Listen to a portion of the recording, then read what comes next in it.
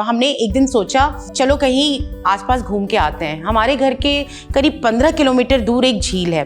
तो जब हम वहाँ जा रहे थे तो हमने रास्ते में हर जगह गोबर इकट्ठा देखा।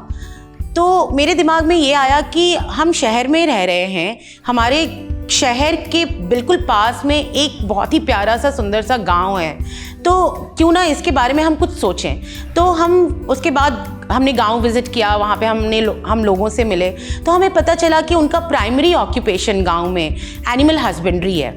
इसका ये भी मतलब था कि गोबर की अवेलेबिलिटी वहाँ पे बहुत ज़्यादा थी। जब हमने और ज़्यादा एक्सप्लोर किया तो हमें लगा कि यहाँ पे एक वर्मी कंपोस्ट यूनिट हमें लगाना चाहिए। So that is how Kikaboni came into reality. इसके अलावा हमको ये भी समझ में आया कि हरियाणा के गाँव में जो किसान हैं वो अभी ऑर्गेनिक नहीं करते हैं, वो बहुत यूरिया, बहुत DAP का इस्तेमाल करते हैं। ज़मीन दिन ब दिन ख़राब होती जा रही है, ऑर्गेनिक कंटेंट ज़मीन की घटती जा रही है, लेकिन वहाँ के किसानों को वही आता है करने के लिए। तो वहाँ गांव के जो कुछ प्रभावी लोग थे उन्होंने हमें बताया कि आपका काम जो है, आप ये सोचो कि आपको लंबा चलना पड़ेगा। ऐसा नहीं है कि 4 महीने में 6 महीने में आप किसानों को बदल दोगे, लेकिन उसको भी शुरुआत करने के लिए भी आपको खुद कुछ दिखाना पड़ेगा। तो हमने फिर क्या किया कि फरीदाबाद में हमने 2 एकड़ ज़मीन लीज़ पर ली।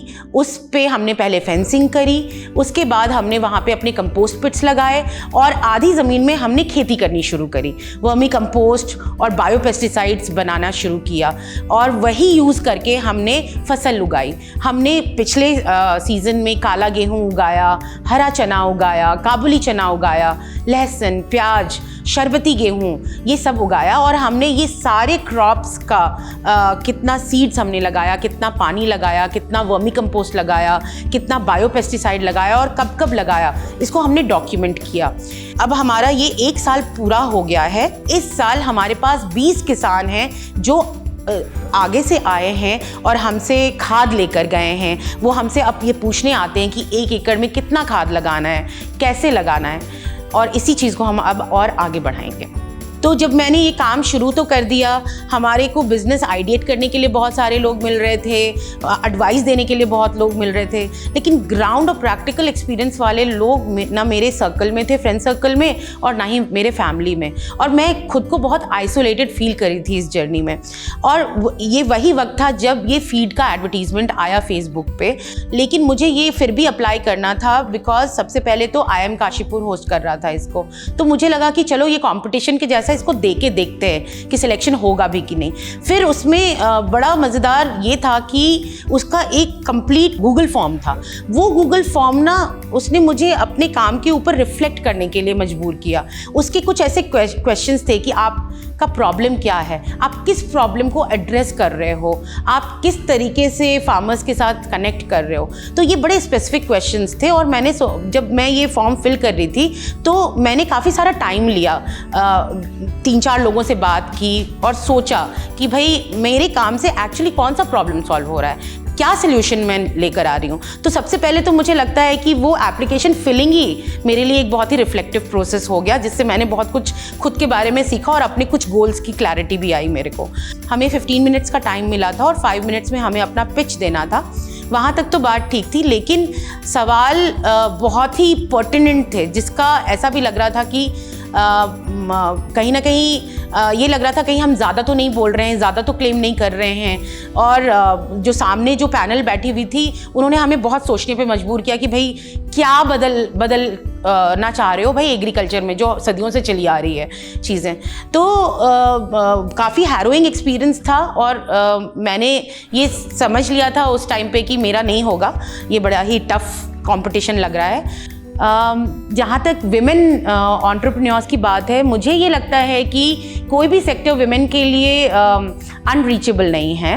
विमेन जो हैं वो स्टार्टअप्स में या एग्रीकल्चर स्टार्टअप्स में कम नज़र आती हैं।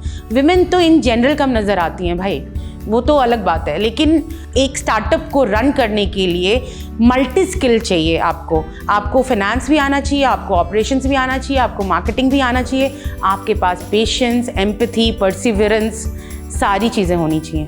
विमेन के पास इंट्रिंसिकली ये सारी चीज़ें होती हैं। तो please feel free, go live your dream, start when ever you can, you know, sky is the limit. उसके बाद जब शॉर्ट लिस्टिंग की खबर आई, बहुत हैप्पी फील हुआ मुझे, क्योंकि मुझे लगा कि मैं एक बहुत मुश्किल कंपटीशन का पार्ट थी और मेरा सिलेक्शन हो गया। मुझे मज़ा इस बात से भी आ रहा था कि मुझे अपने जैसे कुछ और लोगों से मिलने का सौभाग्य प्राप्त होगा। तो जब हमारी ट्रेनिंग शुरू हुई सितंबर के लास्ट वीक में, उससे लेके आज तक जब हमारा RIC 2 था, मैंने हर दिन बहुत शिद्दत से उस 1.5 घंटे का इंतज़ार किया है कि जब मैं ऑनलाइन अपने प्रोफेसर्स का सुनूंगी कि वो क्या कहते हैं। मुझे कैसे हेल्प मिला? मुझे बहुत हेल्प मिला। सबसे पहले तो मुझे ये समझ में आया कि जो मैं डे टू डे फ्रस्ट्रेशंस झेल रही थी, वो मेरा नहीं, मेरे जैसे सारे एंटरप्रेन्योर्स का प्रॉब्लम है।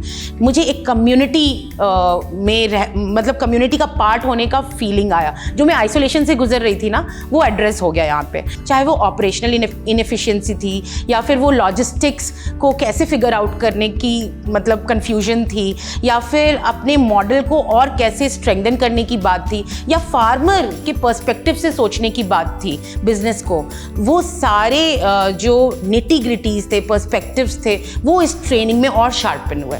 सो I am very thankful to feed and to IIM Kashipur professors for you know, taking us on this journey, and I hope to be associated with this center.